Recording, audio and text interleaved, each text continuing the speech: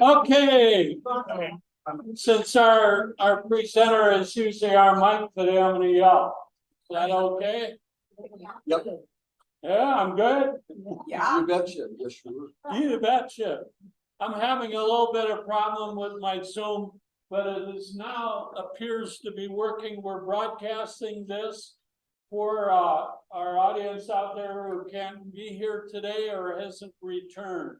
And it will be recorded also. And since I'm a minute late, I'm gonna skip my joke and I'll tell two next week. Bonnie is here and she'll be talking about her life experiences, being born in Germany, being adopted a couple of times, coming to the United States, and then going back to Germany and finding some birth relatives of hers. She, her husband, and I had coffee with my sweetie on Saturday. And she's a very delightful young woman. She's younger than I. And I know it'll be interesting. Bonnie, it's all yours. Thank you. Now I'm going to try real hard to speak. Is it working? Can you hear me? It seemed better if I talk down into it. No, put it up. All right. How's that? Yeah. Okay, good. Just somebody raise your hand in the back if you can't hear me. But okay, so I am Bonnie Williamson.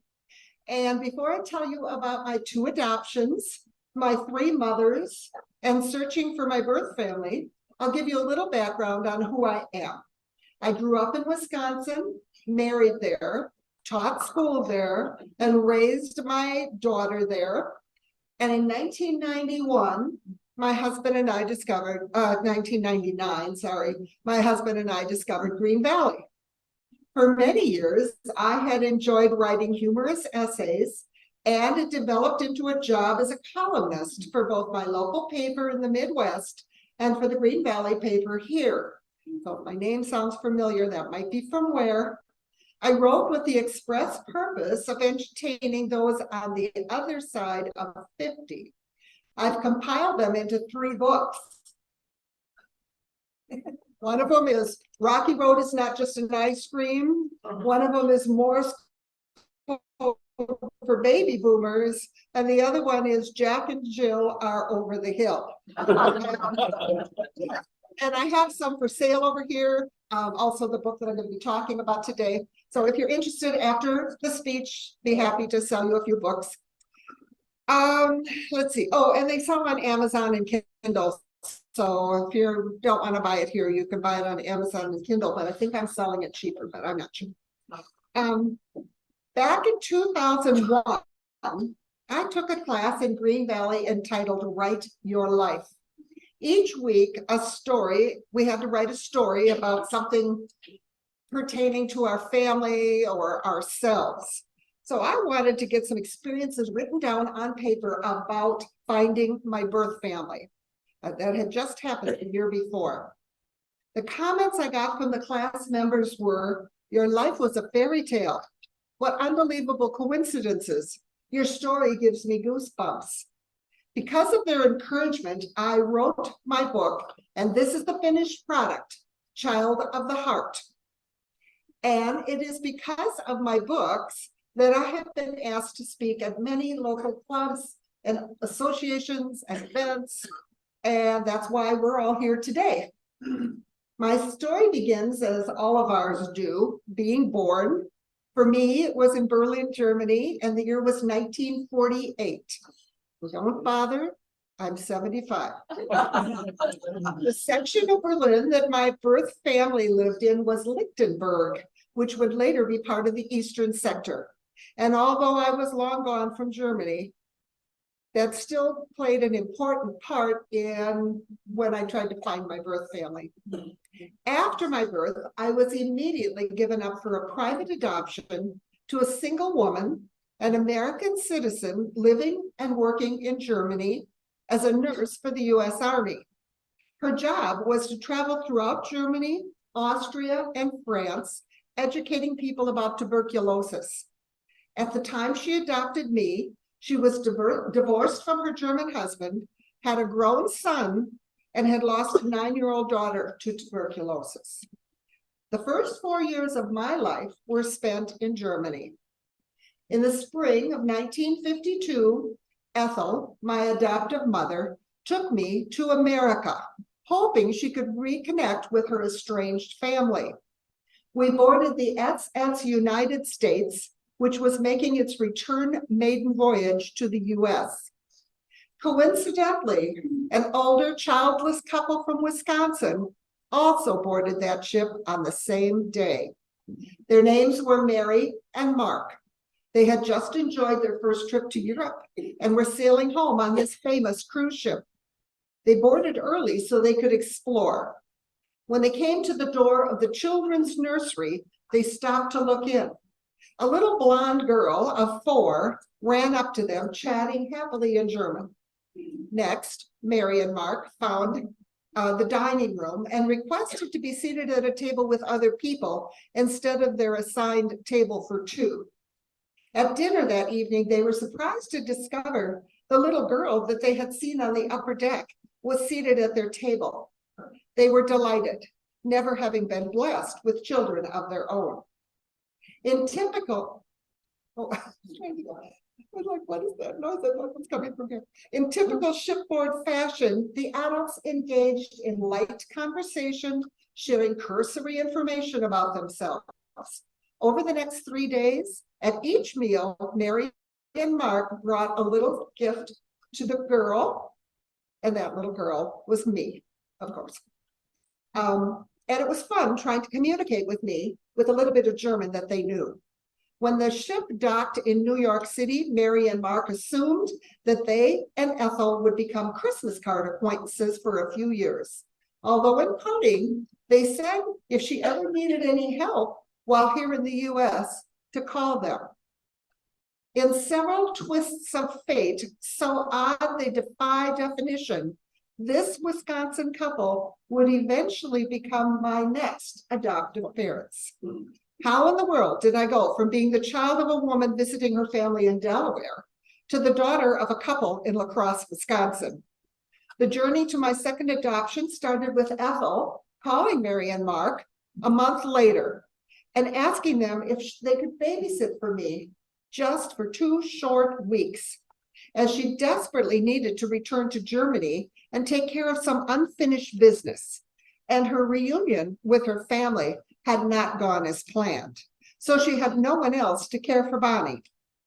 Instead of 2 weeks, Ethel did not return for almost a year. I'm going to read an excerpt from my chapter 10 about my first year in Wisconsin.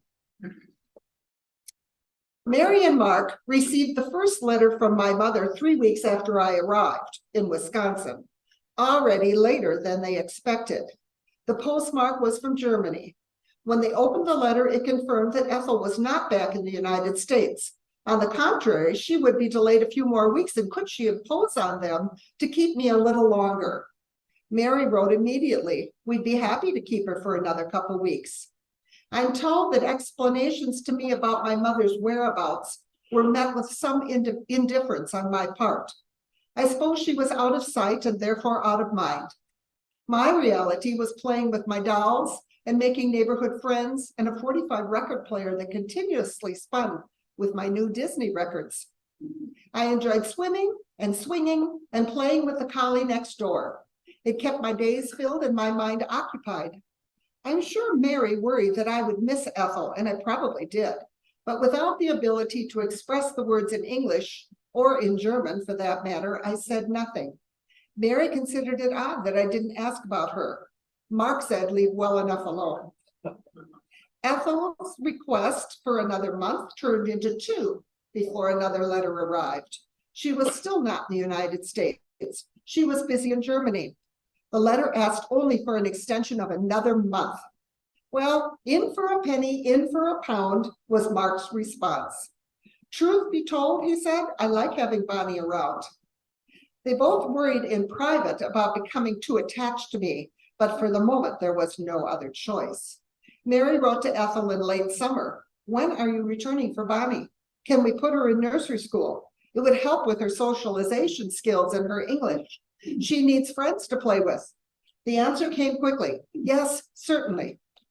As Christmas approached, Mary wrote to Ethel again, "Will you be back by Christmas? If not, we'll buy Bonnie some gifts and some new clothes as she is growing." A letter came. "I can't be home by Christmas. Please keep her for the holidays." January loomed cold and white. The Spettles normally took a vacation to Florida. Another letter flew to Germany. Could they be allowed to take me to Florida with them? Dorothy's answer, "Yes, but I will be home soon." Mary and Mark continued their faux parenthood. They tried not to become too attached, but it must have been difficult to have someone live in their house, someone who depended on them for everything and not be attached. Meanwhile, I was oblivious to any tension on their part. I liked school, I had friends in the neighborhood, I was starting to communicate well, and I was thriving on Aunt Mary's good cooking. I called her Aunt Mary that year. I was busy with my toy horses, my roller skates, my bubble blowing kit, hopscotch, and my dolls. If I thought of my mother, I don't remember. Letters continued to cross the ocean in both directions. Dorothy was busy with her work. She missed me. She could be home soon. But she could not come home just yet. She wanted to see me. Mary and Mark had deep discussions late into the night. During the months I had been there, they had come to love me. How could they give me up after all this time? They sent a letter to Germany in the spring of 1953, 1 year after meeting me, and asked Ethel if she might consider letting them adopt me. They anxiously awaited her answer. When it came, it was postmarked from Wilmington, Delaware. "No, Bonnie is my daughter. Please bring her back now." Mary and Mark's hearts were heavy. Mary had tears in her eyes when she read the letter. "What more can we do?" Mary lamented. Mark replied, "That's the way it is. It's always been in God's hands." The little German girl whom they had met on the ship almost a year earlier had been with them for many months, but the end was near. Those original few weeks for my visit had turned into almost a year. So much change, so much learning, so much growth for me, so much happiness, so much fun, so much distraction for them. I always knew I was adopted, of course, and truly it was never a big issue. To their credit, Mary and Mark never kept any information from me about my background. Unfortunately, they really didn't know a whole lot about my early years before they met me on the cruise ship. When Ethel eventually gave me up, she provided only a few photos, a copy of my birth certificate, my baptismal certificate, and a letter written by my birth mother's husband saying he was willing to give up his parental rights. Now I'd like to share with you how Mary and Mark actually obtained permission to adopt me.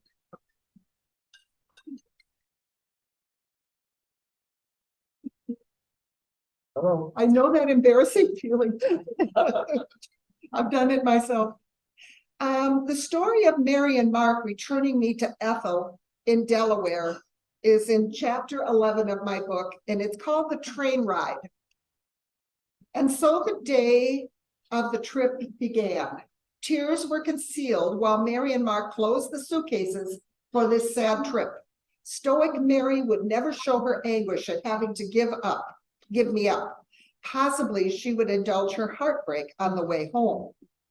During the daytime, we sat in the dome car. It was so exciting to have a 360-degree view as we clicked along the tracks.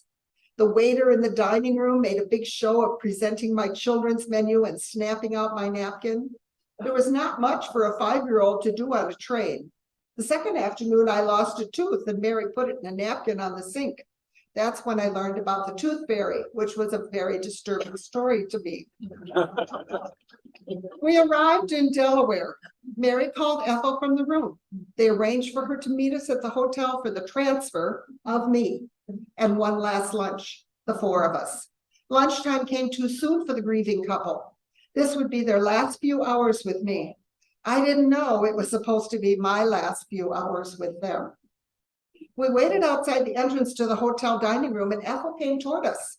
Mary expected me to run to her, but I acted like I didn't even know who she was. Ethel immediately became angry with the Spettles, accusing them of trying to make me forget her. Mary denied any such thing. In fact, Mary said she had talked to Ethel often, but had only one picture of her to show me.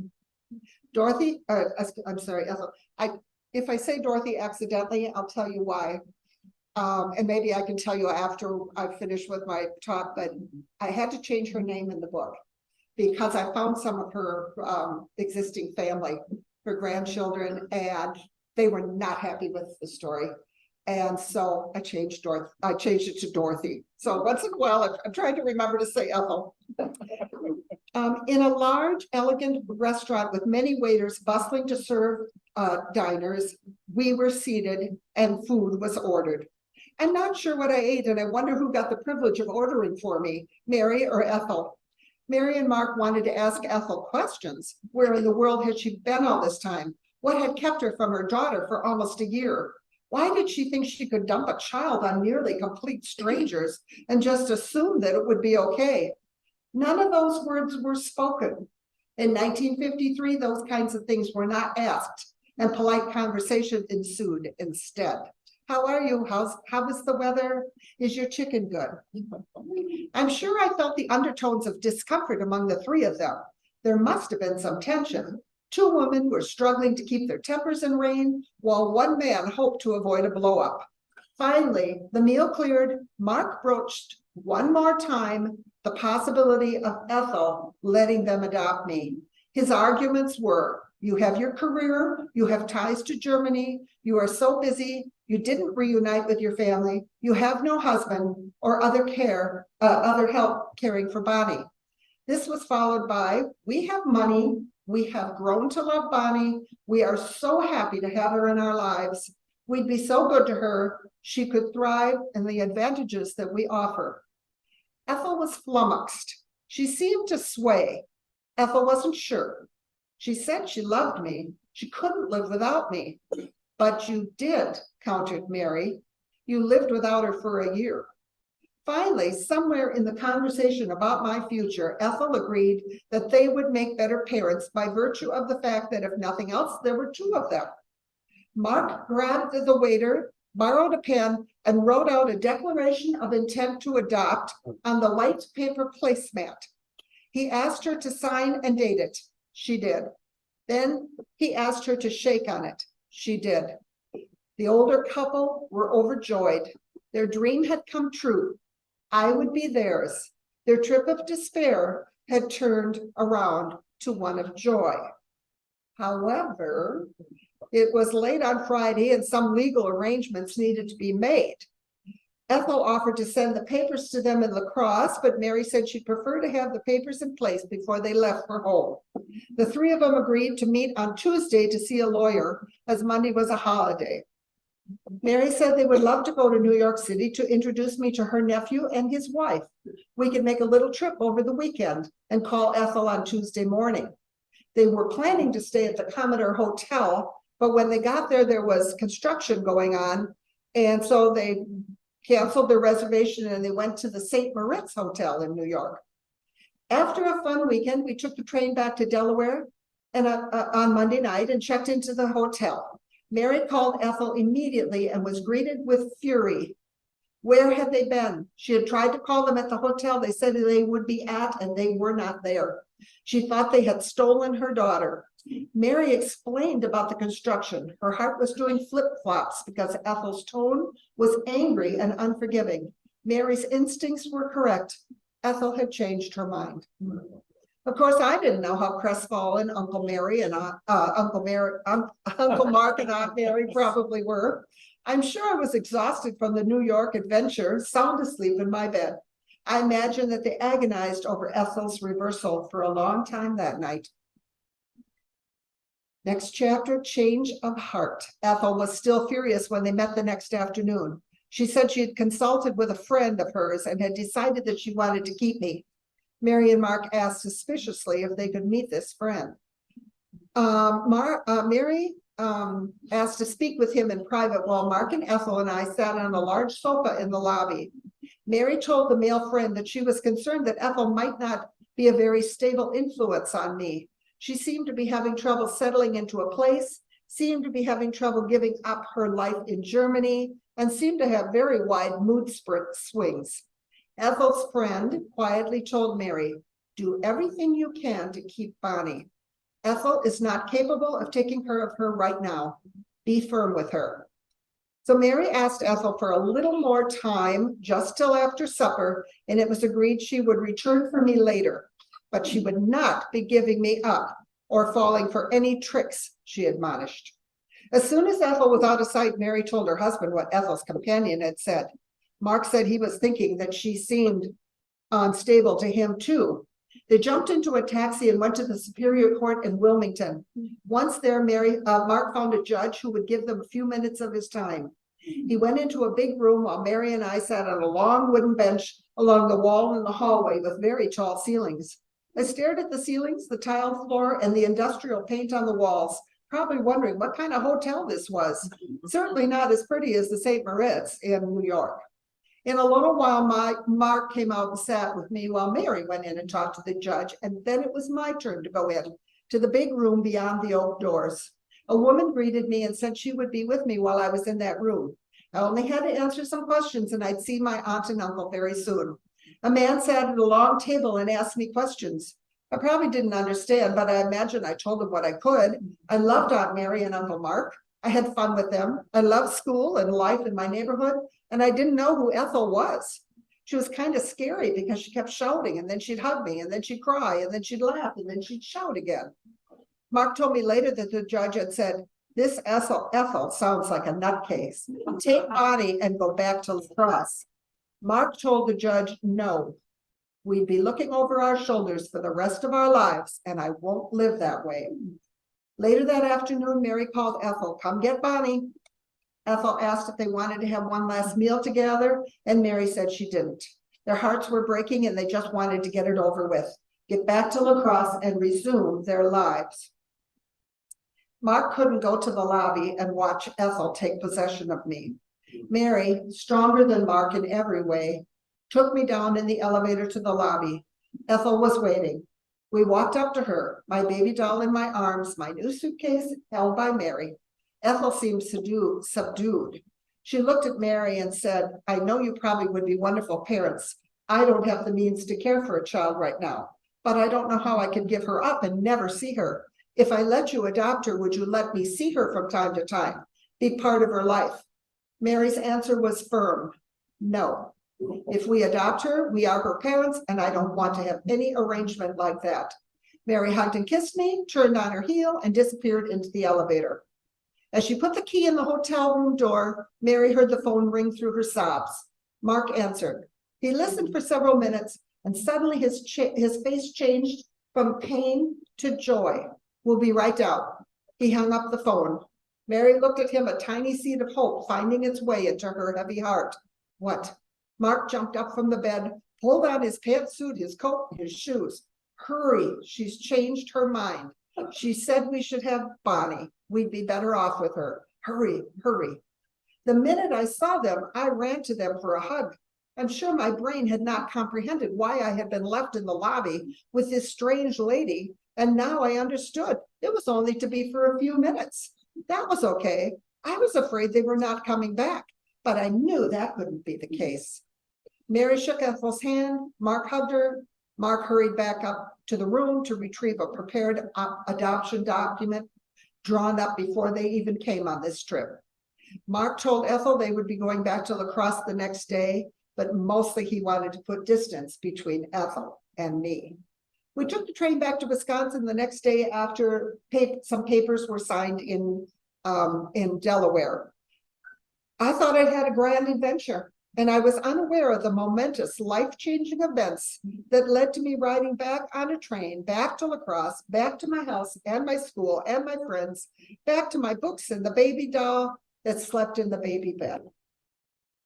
It was surmised that Ethel returned to Europe shortly after and ended up back with her ex-husband. In later correspondence, her last name had changed. That night, Mary typed a letter to her sister in California. At the end of the letter, and I still have a carbon copy of it, she said that day, the day we returned to La Crosse, was a year to the day since they had said goodbye to me on the SS United States. Of course, I was curious about my birth family over the years, but language and oceans made seeking my roots seem pretty insurmountable. So I did the easy thing. I put it out of my mind. In truth, the only hard thing about being adopted is when you fill out medical forms and all you can do is put a big X through family history. The summer I turned 50, I asked my 20-year-old daughter if she would like to go on a trip to help me celebrate my milestone birthday. And where should we go? Her answer was, let's go find your birth family. Yikes, my birth family? How in the world did she think we could find my birth family? But then I thought, well, maybe it's now or never. I had no idea how to find somebody in America, much less in Germany. It took me a year of fumbling around on my own before I discovered a little offbeat newsletter called Geboren Deutscher, which means born German. It was in an advertisement from a woman named Lenny Beamer, offering her services for anyone wanting to find birth family in any German-speaking country. I hired her. The first official paperwork she found was the death certificate of the man who was listed as my father on my birth certificate. However, I was not terribly interested, as I was sure that the reason I had been given up for adoption must have been because I was the result of an affair. This process moved slowly. A month would pass and I would not hear from her. At times I wanted to quit. Did I really care why I was given up? Life was fine. I considered myself lucky, but the wheels were in motion and were not going to stop anytime soon.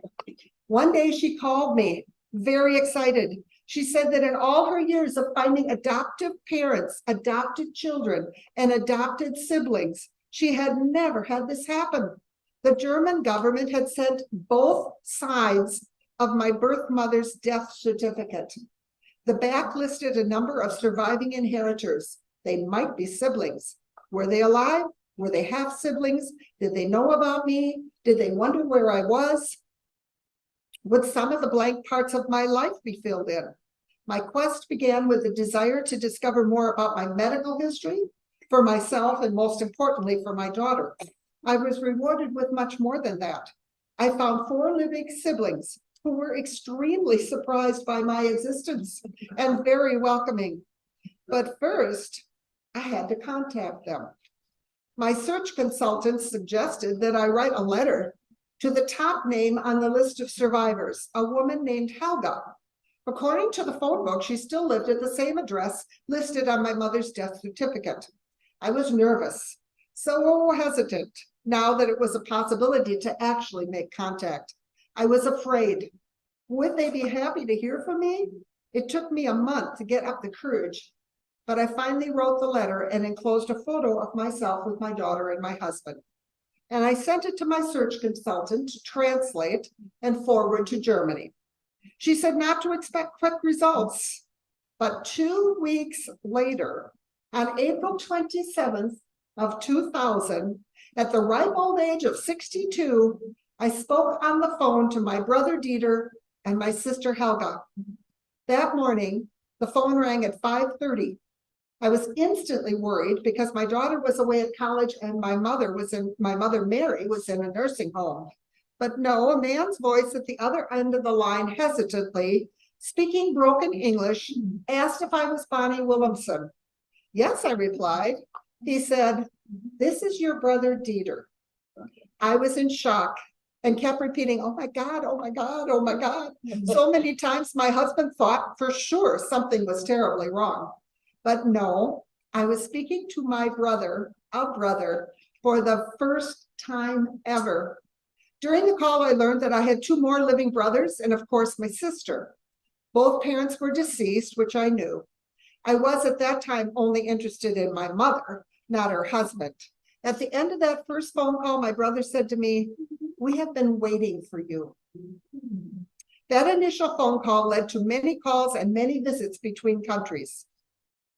I think we have time to, yeah, we got time to read. So I flew over on Labor Day. We landed at Schoenfield Airport. Once off the plane, I felt like time was running out. I could barely catch my breath, and I began to panic as I went through customs and then to get my luggage. Several small bags that I hoped could be carried easily up to the second floor in a building with no elevator. Off came my first 2 bags, but not the third. As I stood and waited, I looked around me, and there, through the glass, was my whole family waiting for me, waving, laughing, blowing kisses. They weren't hard to miss. They were totally focused on me, and their arms were loaded with flowers. And there I was in what was a rather awkward position of just waiting and waiting and waiting for that third bag. I remember I told myself to hold my head up high, keep my shoulders straight, and smile. I wanted to look bold, courageous, and confident. Never had I felt less so. I told myself, if you could teach 90 college students in a lecture hall, you can walk across the airport floor to your family and embrace them. In a few short steps, I was in tears. I think my mind and body separated for a while. I now know what someone means when they say they had an out-of-body experience. I was seeing myself from above because I could not comprehend the experience I was having at the moment. First, my sister Helga stepped toward me and hugged me. We stared into each other's faces to see if we recognized any parts of ourselves in each other. I could not see any resemblance, at least not in her face. Next, I hugged my brother Klaus. He handed me his flowers, which I added to Helga's offering, and we hugged and kissed. This was my brother, but I did not see any similarities in our faces. Then I turned and said, "You must be Daddy. I'm so happy you could come to meet me." We hugged and kissed. More flowers. He and I definitely did not look alike. Finally, I hugged and kissed my brother Dieter. I felt more familiar with him. This was the brother who spoke some English. This was the brother who had shared the most information with me. In his face, I could see me, my eyes, my smile, my chin. During my stay, we discovered that we were like 2 peas in a pod, or as they say in Germany, like 2 left slippers. And then I finally hugged the one that I felt the closest to at that time, my niece Ramona. She was the person I had had the most contact with over the previous 4 months. She was my lifeline as everyone around me babbled in German. Ramona, Dieter, and I got into his car, an older Mercedes that he was very proud of, and we drove to their apartment to start the 2-week search for my roots. As I closed the door of the car, I thought, how lucky that all 5 of us are still alive. If you read my book, you can learn all about my sister Helga, who refused to speak or learn even 1 word of English, but came to stay with me for 3 weeks in Wisconsin, where she sat on our patio and drank a case of beer every day and chain smoked from morning till night. If my husband were here, he'd add that was the only 2 words she knew. Beer, Jim. My husband's name is Jim. Beer, Jim. Those are the only 2 things she said. And you would learn about my brother Daddy, who was so sweet once I got to know him, and my silly but loving and lovable brother Klaus, who became so dear to me that his many phone calls and letters across the sea. 3 of my siblings died within the next 16 years, and my birth parents were both deceased before I found my family. If you're wondering, during my first visit to meet my family, they showed me hundreds of photos. And it was then I realized that my mother's husband had to actually be my birth father. We looked exactly alike. And I have a few photos that I'm going to show you, so maybe you can see the resemblance when I'm done. Also, I wasn't able to communicate that with my family at the time. I just couldn't figure out how to tell them, okay, all of these pictures look like me. And I had been telling them, I know that can't be my father. And they kept saying, no, I'm sure it is. And I'm like, no, it couldn't be. Anyway, once I went home, my brother Dieter and I did DNA testing. He did it in Germany. I did it in Wisconsin. And the DNA testing was conclusive that we were 99.9% full brothers and sisters. So he was my birth father. And I have lots of stuff about that in the book, but so no more searching for a different father, but no answers as to why my birth parents gave me up. Although if you read my book, I come up with a great story to explain it. In conclusion, I'd like you to picture an unfinished jigsaw puzzle on a table in front of you. The outline of it is incomplete. That's kind of what my life was like. Some of the middle pieces fit correctly, but many major pieces were missing. Eventually, I pushed the puzzle aside for lack of pertinent information. However, finding my birth family has allowed me to slip most of the missing pieces into my life puzzle. And finally, and for the first time, I had a pretty complete picture of who I was. So now we have some pictures.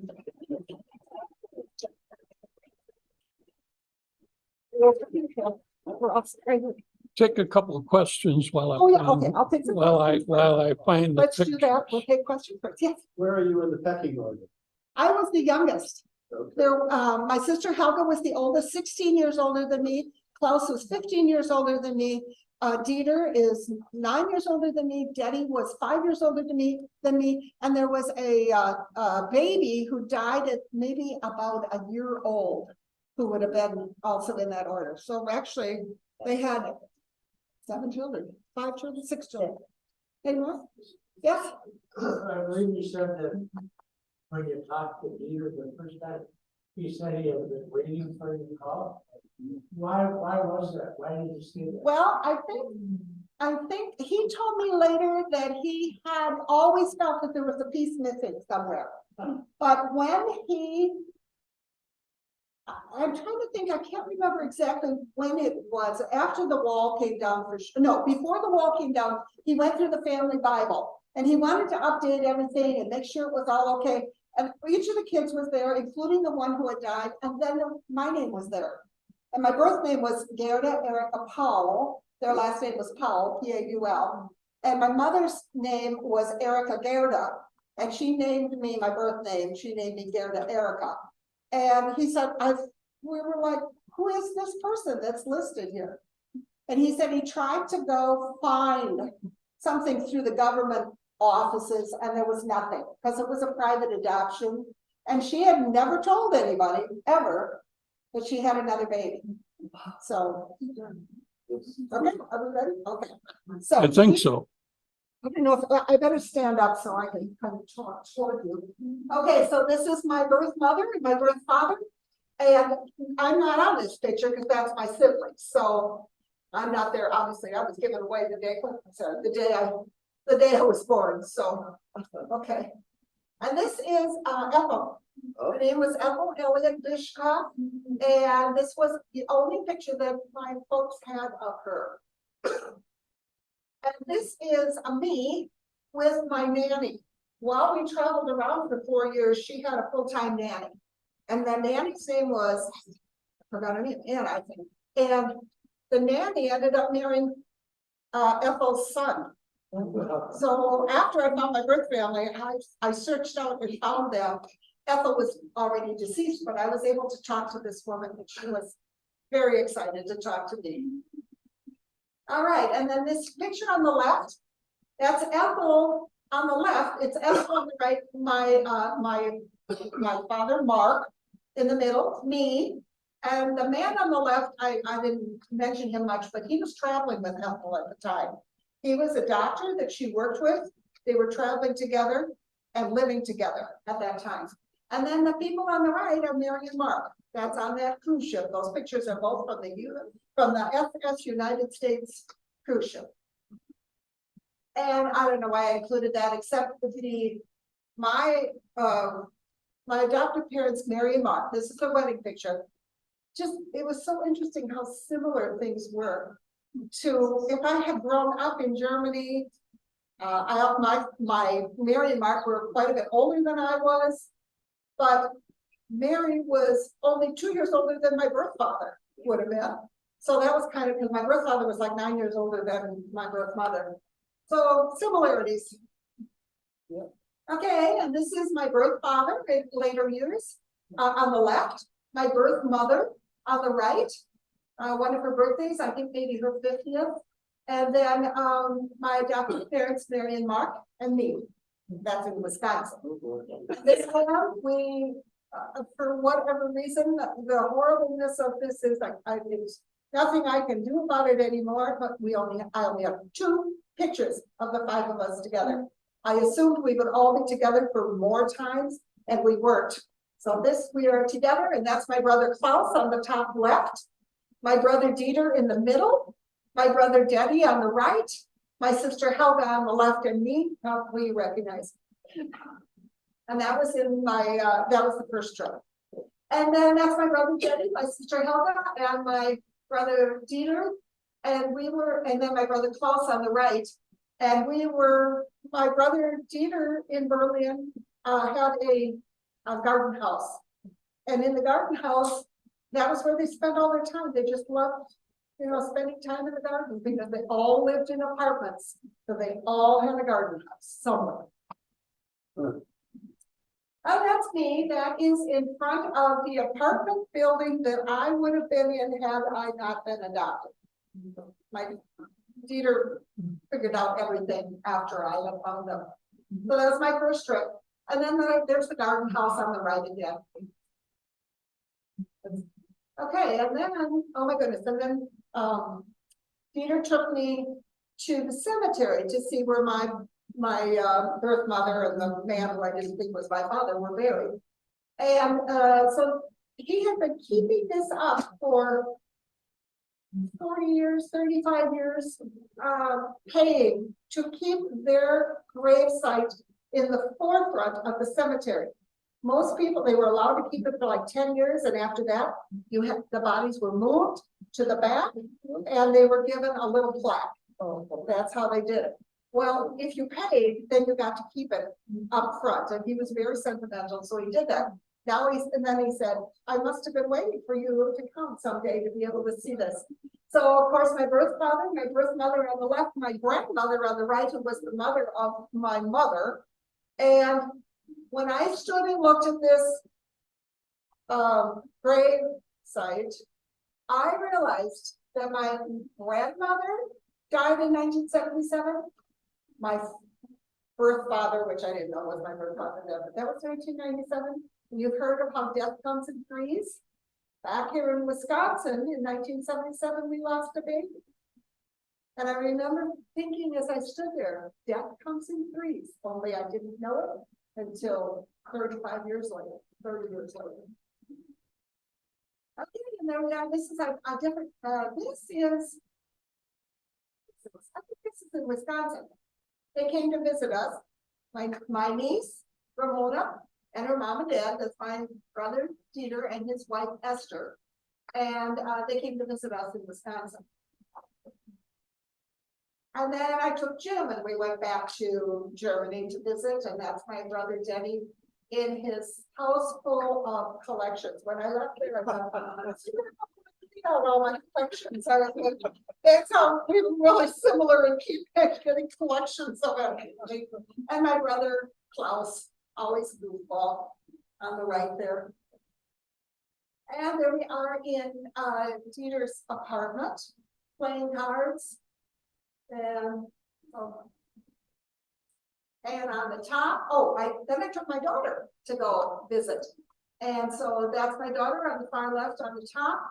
And my brother Klaus and his son, Erhard. And he had 3 sons, in Germany, I don't know if it's like a thing you sign a letter and say, yes, I'll give up most of my kids or something, but he had 3 kids and gave 2 of them up for adoption. So I don't know what it is about Germany, but anyway, this is the one he kept and he gave 2 others away, although I found one of them. And then at the bottom, it's my niece Ramona and my sister Helga and myself. And they came to visit us here in Green Valley. So we had him come about 5 years ago because my brother turned 80 at that trip. So we had them come here to Green Valley and visit us. Of course, now he wants me to come over for his 85th. And now, this is when I went home And I made a booklet for each of them with comparison pictures. This is where I was looking at pictures that they were giving me, like the one on the left, and thinking, oh my God, I got a picture at home that looks just like that. So that's my brother Klaus and my sister Helga. But look at me on the right and my sister Helga. We have the same dress, we have the same hairstyle. Isn't that crazy? Okay. And then this is my birth father. And there's me, but when I saw his picture, I thought, I've got pictures of pictures, our eyes, our smiles, our noses, our cheeks, our chins, everything. Okay? Keep going. Oh, that's right. We had 2 of that. Okay, and this is my brother Dieter when he was 18. Look at us, how much alike we are. It was my brother Dieter and my father and I were the 3 who looked the most alike. But can you believe that? Okay, and there is my birth father again and me. And I just, you can tell by the lips and the little line underneath my nose and anyway. And there is my daughter and my grandmother. Would be her great grandmother. And I looked at that picture. They look so much alike. So anyway. Oh, and there is my daughter with her first cousin, my son Klaus's son that he kept, the one he kept. Okay, and there is on the top, you can't see it because of the black, but I found one of my nephews that was Klaus, that Klaus had given up, and he lives in Utah. He was adopted, he lives in Utah. And that's him at the bottom. And my brother Dieter, 5 years ago when the family came, were flying back through Salt Lake City to get back to Germany, and I arranged for them to all meet in the airport. So they were able to meet in the airport and meet each other for the first time. And actually, this is Gerald, and he also looks a lot like me, and of course looks a lot like Dieter. Are there more pictures? Do you have any more questions? Yes. You speak German? You know, it's my Would Bonnie, would you come back up Oh, there yes. for Sure, our will. remote audience? Oh, yes, I'm sorry. Okay. The question was, do I speak German? And I do. I'm Bishkin. Somebody was trying to speak German to me not too long ago. That was you back there, wasn't it? My Mary and Mark, you know, it was post-war Germany. And I mean, we had a Berlin Street in La Crosse and they removed the name. So they didn't want me to speak any German or have any kind of a German accent. So that was a big, big push for them. So we spoke a little German in the house with only like maybe we'd say our before and after meal prayers in German or something. And then when I went in high school, I took 4 years of German. And in college, I took 2 years of German. But you know, in one ear, out the other. So, but when I went to visit them, all of that German came back. So by the time I'd been there for about 3, 4, 5 days, I was talking pretty well with them. It helped because, you know, Daddy, Klaus, and Helga did not speak English. So it did, and Esther, my dear sister-in-law, Esther, who was so good at using hand signals and I could tell everything she was saying because of how her expressions were. But she didn't speak any English either. So another question? Okay, way in the back. How old were your parents, Mary and Mark, when they adopted you? I mean, you're referring to them as an older. Yes, person. they, How old well, were they would have been, Mark would have been 55 when he adopted me. But he was 50 when I was born and Mary was 46 when I was born. So he would have been 55, she'd have been about 51, Yeah. which now, today, as I'm standing here, sounds really young. Yeah. What is the reason that they give up their kid? God only knows, I think money.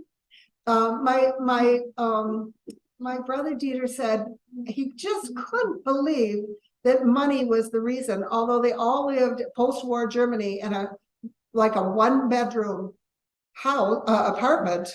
And he said, you know, and I think they even shared the bathroom with the people like next door, so they didn't have much money.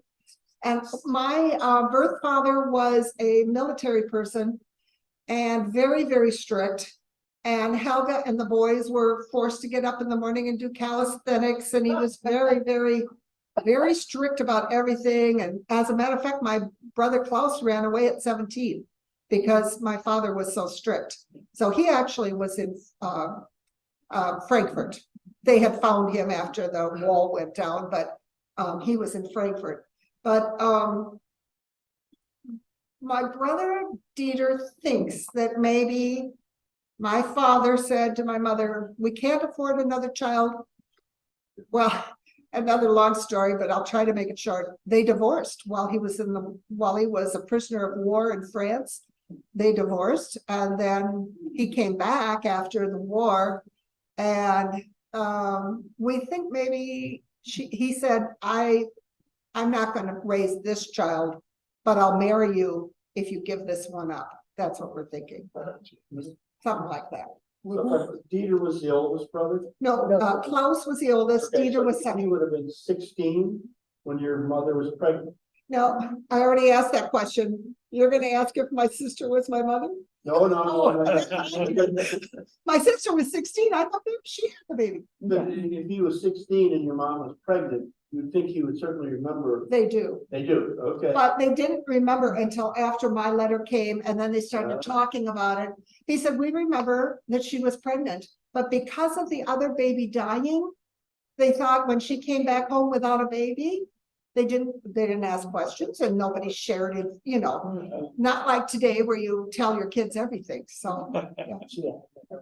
Kind of gather your family grew up in West Germany, is that correct? No, East Germany, yeah, always East Germany. Well, no, I take that back. My sister, 2 weeks before the wall went up, my sister got married and lived in West Germany.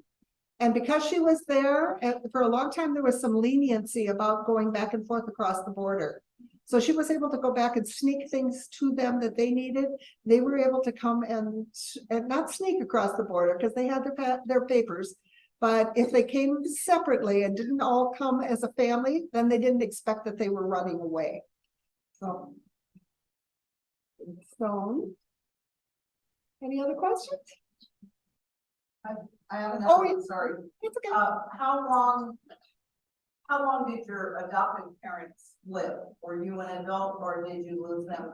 You know, because they were older, I worried and worried. I worried from a very young age because I knew that they were older than all of my friends' parents. And Mary lived, Mark lived to be 92 and Mary lived to be 98. If only I had those genes, right? Wow. But isn't that amazing? I know. I mean, it was a relief once I was like out of college, well, even, you know, out of high school, I was less worried about it, but I sure worried about it in grade school. But, you know, one time my mother told me that my aunt and uncle would, if something ever happened to us, she said, your Aunt Betty and your Uncle Frank, who I knew and, you know, stayed with sometimes if they went out of town. So I had some kind of relief in kind of knowing that there was someone that would take care of me. As a matter of fact, I thought that because I thought that was an issue for me when my daughter was younger, I told her that if anything ever happens to Dad and I, she was maybe about 6 or 8, something. I said, you would go live with your aunt and uncle, my husband's sister and her husband. And then my daughter would, every week she'd say, now, if I go and live with Aunt Joanne, will I have my own room? Then she'd say, now, if I go and live with Aunt Joanne, will I be able to take all of my clothes and all of my toys? And after about the 3rd or 4th or 5th or 6th question, I said, you know, we're not dying or anything. We have to be the ones to raise you. You don't have to keep asking about that. So, yes. How did your adoptive parents accept this siblings? Oh, they were gone. No, I'm sorry. My mother was still alive, but she was in the nursing home and her mind was gone. Oh. My dad had already passed away, and I really would not have wanted to do much before that. I never wanted to hurt them in any way. Although when we lost our baby, I told you in 1977, my mother was very good about, should we try to see if we can find some reason why that happened, if we could find some family, maybe we could find out if there's something in the family, you know, that maybe you shouldn't have any more children. But it didn't go very far, so, you know, You touched on Ethel's children apparently weren't too happy with their mom. Yeah. You want to expand on that, or we should Sure. stop there? sure, I'm happy to. After I came back in 2000 from meeting my family for the first time, I decided finally I need to find out that next part of the thing. Where is Ethel? Is she still in? I had some pictures. I had an address. I think I even had an address and a phone number. So somehow my mother, Mary, must have found their phone number or something. Anyway, so I thought, okay, this is it. There's an awful scary feeling about not knowing if somebody's going to accept you. So you really, really sometimes are just like, okay, I just won't do it. So I never did it before that, but then I decided I got to follow through. So I called the number, and a man who spoke very, very broken English answered. It turned out that he was Ethel's son, which at that point he must have been 70 something or whatever, but I don't even know, maybe he was 80 at that point. And I couldn't understand everything he was saying, but he kept telling me to call Ruth. I think it was Ruth. Call Ruth. And I thought, okay. So he gives me the number and I call. Now this is his home. So I call and this woman answers, and she's speaking broken English also, but it's better. And I said, I told her who I was, and she started to cry. And I thought, dude, this is strange.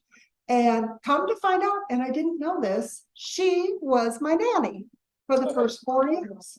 So she had helped raise me, and she ended up falling in love and getting married to Ethel's son. So, but then of course I was gone and nobody knew where I was, and Ethel certainly did, but I guess Ruth and Ethel's son, I think was named Jerome. They must not have looked through any paperwork or even cared, really, you know, why would they? But once I called, then she said, I want you to talk. Then she wanted me to call again. And when I called again, I waited like about maybe 3, 4, 5 days, because she said she had all kinds of pictures of me. And I thought, oh my God, because I only had like 4. And I was so excited that I might have some pictures of me. And so she said, I will send them to you. I'll go through, I'll find them and I'll send them to you. And I said, that would be wonderful. Well, what I didn't know was she was dying of cancer. And when I called again, a young man answered, and he said, he wanted to know who I was. And I said, oh, this is Bonnie Wilson. I've been talking, you know, to Ruth. And he said, that's my mother, and I don't want you to ever call here again. And so I was like, all right. Well, then I decided I'm going to try one more time. So I think I called the where they owned a delicatessen. I know I have a half a second. Yeah, you know, I'll quit. Anyway, I did talk to the daughter, and the daughter was a little more understanding and a little more willing to talk to me, but she was not willing to have me write about her mother or grandmother, I mean, in my book, because I told her I was writing a book. And so I changed the name. Wow. Easy way to do it. Okay, thank you so much.